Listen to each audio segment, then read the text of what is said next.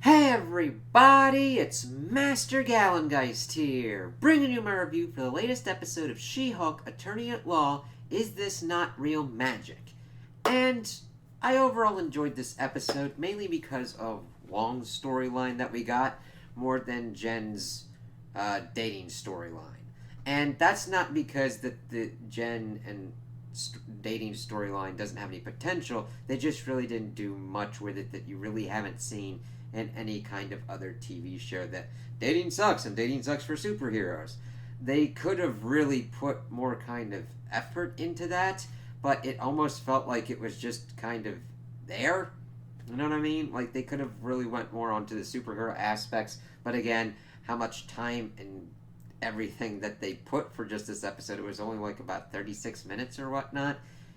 You can't really do much. And actually, I'm glad that they didn't, because the Wong parts were the kind of strongest parts that we got out of it. Almost to the point where I'm like, hey, I'd take a Wong show with Wong just doing stuff as the Sorcerer Supreme and dealing with weird, crazy, wacky, supernatural shit.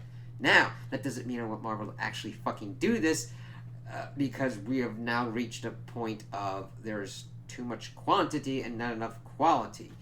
However, this kind of goes because there is a fourth wall break of like, oh, Wong's in this episode. We got Twitter armor for a week.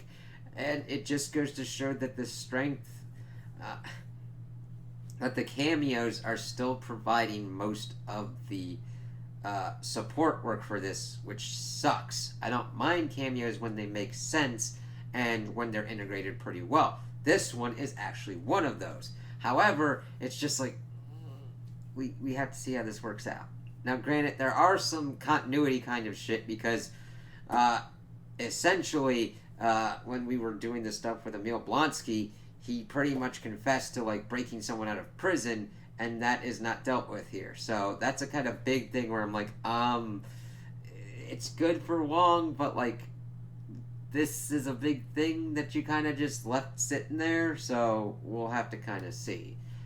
So this episode actually opens with this dude, Donny Blaze, who's a magician and is doing magic tricks. And I wish that they had potentially gone a little bit more into this, because I wanted to see, if you're doing this, show how the existence of magicians and seeing them like actually in the public eye and magic being real actually has adversely or conversely like positively impacted magicians like this. And this, the dude is just doing your usual kind of shit, and there's not really that much of an audience, and he's not really getting much out of reactions, and he instead decides to use the sling ring that he has and calls up a volunteer, which we then are introduced to the character of Madison with a Y and two N's.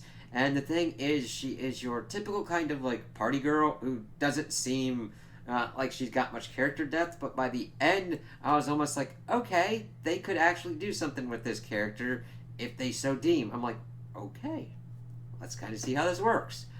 So he pretty much opens up a portal to God knows where, and pretty much like has her go through. But then we see that she pops out as Wong is pretty much settling in to watch The Sopranos, and it's in Comertage. And she pops up, and he's like, where the fuck did you come from? She's like, well, I was in this one dimension first, and I made this deal with this goat dude to give him 6 drops of my blood, and then he pretty much got me to another place, and then they dropped me off here. And then she immediately spoils, not intentionally, the episode, and this sets Wong up being like, I'm going to go after this guy. It kind of seems petty to do, but I understand that this is trying to do comedy kind of shit, but granted, he is also thinking of the wider implications of a dude just fucking around and like opening up portals willy-nilly. We shift over, and then we have Jen pretty much commenting on the whole Twitter armor that the show would get from having Wong in the episode, as her father then pops in to pretty much be like the overprotective dad kind of shit, where she's like, Dad, even though I was attacked, I can turn into a hawk. And he's like, but what can I do? And she's like, well, I can kick their ass if they come at me again, and you can use your shovel. So then she then gets into the office. Her legal friend pretty much then turns back on the interview and comments about like her getting a new wardrobe for her She-Hulk persona, where then Wong pops up and he's like, I need to talk to you about this. And we pretty much see the stuff that we had seen for pretty much trailers, like, oh, the Book of Ashanti kind of thing. No, the Book of American Law. And he, of course, brings up this whole thing of Donnie Blaze. He's opening up portals of places. It could, like, destroy the fabric of reality if he keeps doing willy-nilly stuff without understanding the ramifications of what could happen. And she's like, all right, was there an NDA signed? No. Contract, anything like that? Nope. None of that kind of stuff. And she's like, okay, how about we, like, do a cease and desist kind of thing? And then Wong, of course, gives her, like, a business card pretty awesomely, and then he, like, goes on his way. Let's see here. Let's deal with the dating stuff, because then it dovetails back into everything kind of going on. We see that they're pretty much doing stuff, finishing up Emil Blonsky's kind of paperwork at this bar. His dude pretty much comes, asks them they want a drink or anything like that, and they're like, no, we're kind of doing our own thing, and he walks off. And then Jen had pretty much tried to do stuff on this kind of match dating app thing, and she's like, oh god, you used the corporate headshot you got? It's like, yeah, that's oof. So she goes on this pretty much shitty date with this dude who pretty much contradicts himself pretty much constantly and pretty much skips out on the check, and just showing the weirdness of dating. And then she decides to do it with her She-Hulk persona and gets all these kind of matches and stuff. And they're also showing how it's like a numbers game, because her friend was pretty much like flipping through and like matching on certain ones and everything, because that's how gamified and weird and shitty those apps are now. But we see her pretty much going through the same kind of thing as She-Hulk, where this lifter dude's like, yeah, how much can you lift? And she's like, a literal ton. And he's like, yeah, I can bench for 600 and all that kind of shit. I'm like, all right. This dude talking about how he made a film about lawyers and all that. That was the only one that was kind of like, okay-ish, if that makes sense.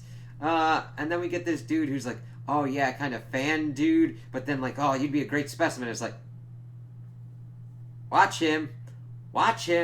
And then she pretty much connects with one who is a pediatric oncologist and pretty much says all the right things. It's like, yeah, where's the other shoe? When's it going to drop? And then they pretty much get back to her place. And I'm going to pause on that before we get back to pretty much everything that was going on with Wong. So they eventually do get into court, which is kind of weird, because you would think that there'd be shit going on with him breaking out a meal. But, hey, fucking details. That's the kind of problem of trying to have continuity and doing episode by episode kind of shit. If there's a big enough kind of thing, you gotta figure out how to work it rather than just fucking ignore it. So they're pretty much trying to figure out how to get him to Donnie Blaze to cease and desist. He's got his mentor there. He's got the fucking his lawyer is one too, and it was kind of crazy because they do serve him the cease and desist, and they're just like, oh god, you're a fucking idiot. And then they come into court, and the judge is pretty much listening to. They bring out Madison, and she lays her whole thing down, and like even the demon was like, don't say anything, otherwise we're going to, like, I'm gonna kill you and your family kind of shit. And then somebody actually knows that goat dude too. That demon dude is like, oh yeah, I know that guy. It's like, what the fuck? So there's that little kind of stuff, but seeing her kind of like explain it to her, and her being pretty much friends with Wong, calling him Wongers and shit like that, at first you'd feel it's kind of cringy and everything, but it actually works out pretty well, as you see Wong's like, I'm just trying to make sure that this dude stops like fucking with the fabric of reality. But then he actually has her kind of as a friend, as they're just sitting there kind of like talking at the end stinger, and I'm like, huh. And I know it sounds kind of weird, but I could definitely see why people would be annoyed with her character, and typically that would be kind of the character that would annoy me as well, but they at least did enough of a job with her that I didn't consider her a non-entity or just a cardboard character that was just plotted out for like plot convenience, and the plot demands that something gets fucked up. Because it's funny, because they wanted to call witness. Wong opens up a portal, she steps in, is like, oh hey Wong, and gives her testimony and everything like that, and the judge is like, alright, we'll wait for this. And the dude setting off the smoke bombs doing the magic is like, my clothes are different, now my clothes are a different color again, booyah. And it's just like, oh god, dude, no. Well, Flash forward, he starts to do another kind of thing. Everybody's kind of bored again, so he decides to do another kind of portal thing. And this one chick's like, "Hey," and it's funny because evidently he has that party girl kind of type because he's like, "Oh, I'm just gonna put him through a portal. Nothing bad will happen. They won't fucking come after me." And she's like, "My friend did this, and she got left in the middle of nowhere. I'm not fucking doing that shit." So he's like, "All right, I'm gonna do this," and then pretty much brings out a bird from God knows where, lays an egg in the chick's hand, and then it hatches into a demon thing, and everything starts fucking all loose. And he tried to send both of them back to wherever they were, but then they're starting to crawl out the hole, and he can't deal with shit. And then he opens up a portal and asks Wong for help. It's like, shit. And then Wong starts trying to call Jennifer to get help and everything, but she's on the date with the dude who is saying all the right things. It's like, all right, when's the next shoe gonna drop? This is just, which of course later on, it's just that nice guy kind of thing. He bangs her and pretty much leaves, and only cares about the She-Hulk part, not about the Jen part. But that's a little bit ahead, but not too much. So they're pretty much sitting on the couch. He had like spilled some wine, and she's like, "Yeah, okay, yeah, he's a doctor, and he's hot. Okay, cool." But then she's been ignoring the phone, and Wong's like, "I need your help because demons are fucking running wild, alright? I need help." She's like, "What do you want me to do?" It's like, you got Hulk powers. Like, granted, there are a lot of other people that Wong could have called, but yeah, she also can help enforce the whole kind of thing as it's going through, and he kind of needs someone to run kind of strength and not being able to probably be taken down easily by the demons as she starts going through, and we get some pretty decent action scenes with it. The effects work was decent enough here, not to say that it was shitty or anything, but I understand the time tables and the amount of money that they probably invested. It's like, alright, yeah, but we get a lot of cool kind of stuff with Wong doing different kind of things, like closing up the one portal, using it to kind of like toss the rest of them into a different dimension and all that kind of shit. She gets them to pretty much acquiesce to the cease and desist and stop because, I don't know, open up a fucking hellhole demon portal kind of thing. And she's like fucking around with demons and having like demon drool and shit on her. She's like, shit. Then she comes back in. She pretty much goes off with the dude. Wakes up, pretty much has breakfast, and he's like, yeah, I'm just gonna fucking leave. And I'm like, yeah, fuck you, asshole. And then we see that she is then, that Titania is now free, and that she is then served with papers that Titania has trademarked She-Hulk, and that she has been served to see about using the word She-Hulk, even though mainly the only time she's actually probably used She-Hulk is on that dating app. And it would pretty much go into the realm of someone trying to, I don't know, trademark, "That's hot," or "You're fired." Like, I get trying to, like, go on those kind of, like, trademarks and those legal disputes and copyright, which, if done, would be a pretty cool and interesting kind of thing because I like learning about that kind of shit. And if you can do it with certain comedy and, I don't know, certain kind of places of like, hey, what happens in the superhero world, that kind of shit, yeah, I'd be fucking fine with it. This, however, doesn't seem to have the strongest of grasp of actual legal shit going on. So it's just them trying to go around and fuckity-doo-dah, fuckity-day with that kind of shit. So I don't, like, it has potential and it could be really kind of cool, but I haven't seen the most care to that kind of detail going, like, previously, so we'll kind of have to see how that goes. And then at the end, Stinger, we just see that Madison and Wong are watching The Sopranos. She's asking what kind of drinks he likes and everything like that, and just seeing him kind of sit on the couch and eat popcorn and shit. And it's just like, oh, this is kind of cool, just seeing, like, them hang out. It is a nice kind of thing for, like, oh, okay, what does the Sorcerer Supreme do if they pretty much get, if they, like, have a friend? What do they do? Oh, they'll just sit and they'll do that kind of stuff, which is a cool kind of look at superheroes and would be the greatest kind of strength for shows like this. Like, you can... The thing is, certain shows that they are doing here are showing the big shit that could be better done in the movies, whereas you want this kind of smaller shit where Wong is dealing with a rogue magician doing stupid shit, and then he has to deal with the fallout, and then like, yeah, does he just hang out? What does he do when he's not on there? That's the stuff that a TV show can like dive into, and you can look into his character and look into other kind of characters as well.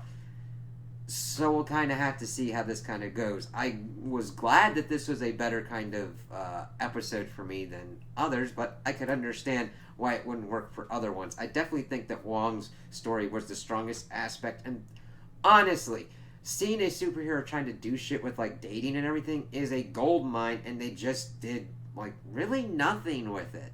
I'm just like, oh, okay, your usual kind of sitcom kind of thing. I mean, you're in the MCU.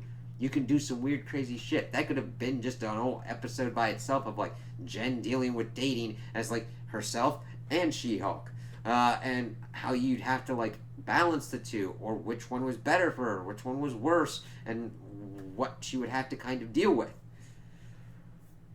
But I am glad that we got the Wong thing, just him doing his shit, because he's just in the background doing crazy shit while like we're doing all these like big other kind of things in the MCU, and I'm like, huh, it's cool to kind of like get that aspect. So those are my opinions on the episode. Tell me what you guys think in the comments below. If you liked it, if you didn't like it, if you agree with me, if you disagree with me. Also like and subscribe, and I hope you have a good day.